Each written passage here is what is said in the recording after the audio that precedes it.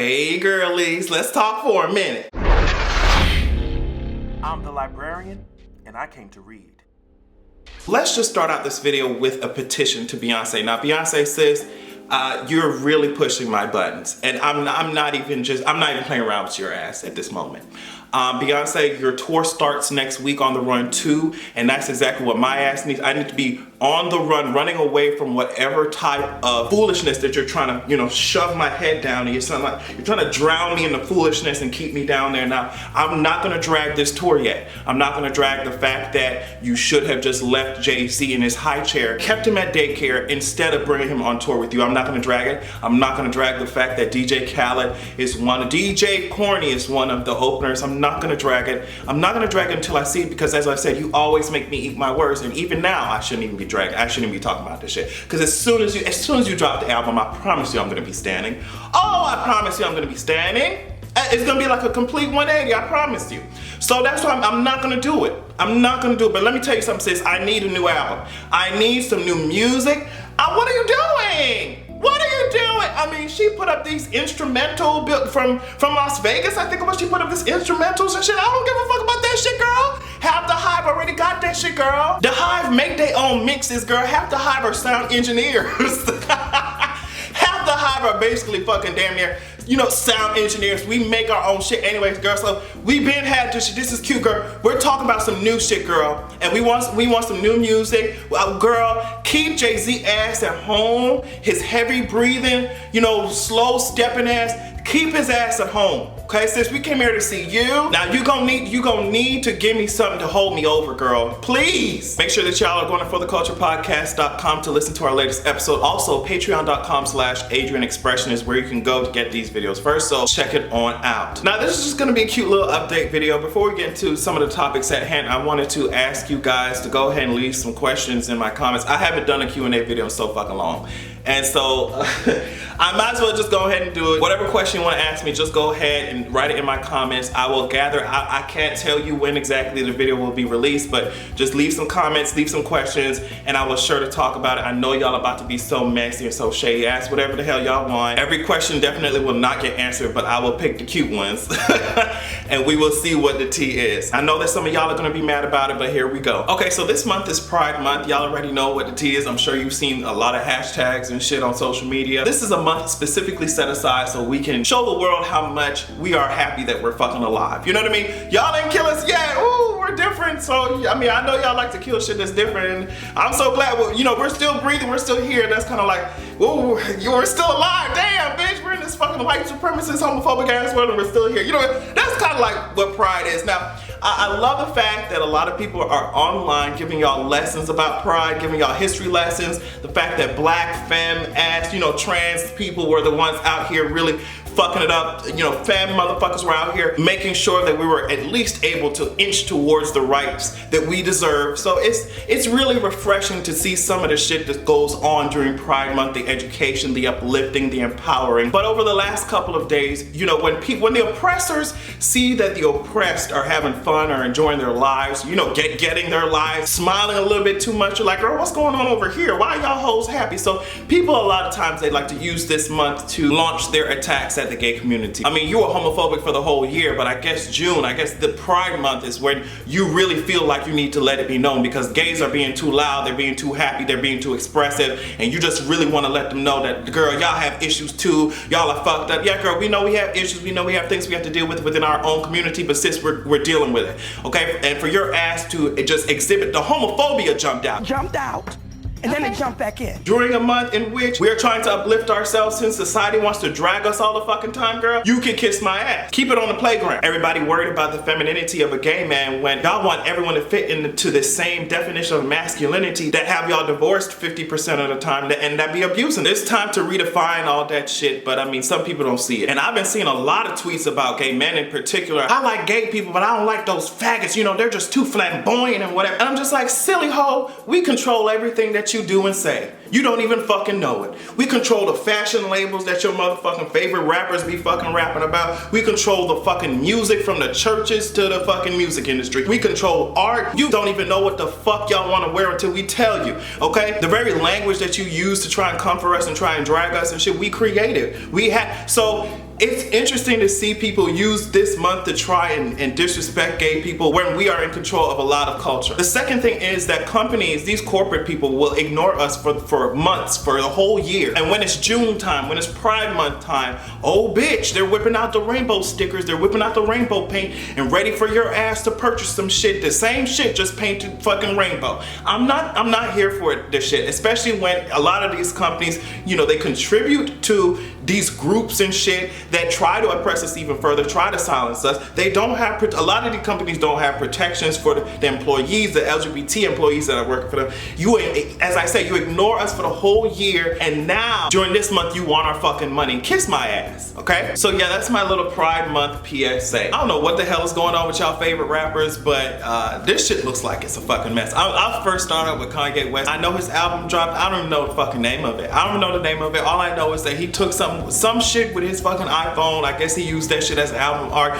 even though he paid $85,000 for this fucking photo of Whitney Houston bathroom. It's all a fucking mess. You know, the girls were talking, they were talking heavy, they were talking shit about, you know, oh, we're gonna boycott Kanye West. His shit went straight to #1 on iTunes, and I wasn't surprised about that because if you really think about it, a lot of Kanye West's fucking audience is white as hell, so of course they would help push his ass. And you know, a lot of the people who are defending him, black men, and we already know a lot of cishet black men are the fucking weakest link when it comes to the liberation of people. So it's just, and you know, they get up there arguing, instead of focusing on the point, instead of focusing on what we're trying to accomplish here, they're arguing the fact, well, y'all hoes are supporting all these other fucking companies, and it's just like, girl, and somebody brought up Disney as if we could boycott half the planet that they fucking own. It was so interesting. Like, that was not the point. Y'all, they're talking about, oh, well, girls, you think that you're freedom fighters, oh, you warriors, just because you don't listen to the Kanye West album. Like, no, Kanye West got to where he was because he was being enabled. The point of this was to not enable him for saying dumb shit. But here y'all are.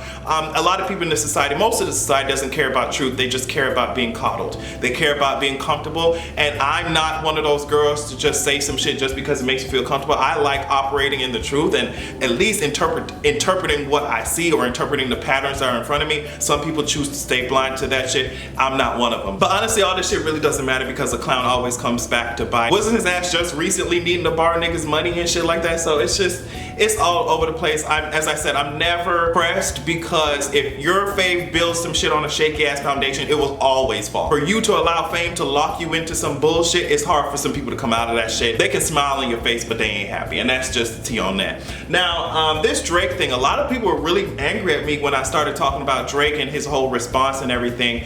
I said that, in my opinion, I think Drake lost this fucking battle. I think he lost this battle. And people were up there saying, oh, well, girl, you were just pressed. You know, they love to dick ride his fucking corny accent stealing ass. They love to dick ride his ass, his fucking culture stealing ass. They love his culture swagger jacker. They love riding him just because he has clout. He has money. How the fuck did he lose? You know, his album, of course his fucking album's gonna sell more than Pusha. Girl, I'm not stupid. It's just because you battle rap somebody don't mean that they're gonna take all your fucking possessions. You ain't ever gonna sell no shit ever again, and they taking all your fucking money. You know, like, I'm not dumb, girl, but I'm saying in this particular instance, when you're talking about jabs and shit and reading and dragging, because that's all they doing, they writing poems about each other. You know what I mean? When you talk about this, I think that Drake lost, and I'll give you some examples as to why. I think for someone to craft this whole fake ass invoice and shit to send to Pusha T, and then in response to him dragging the shit out of you, you went on your fucking iPhone, you know what I mean, and gave us a notes press release, girl. Drag for your ass to be, and I don't care what you say, I think Drake's team is leaking some shit to the press.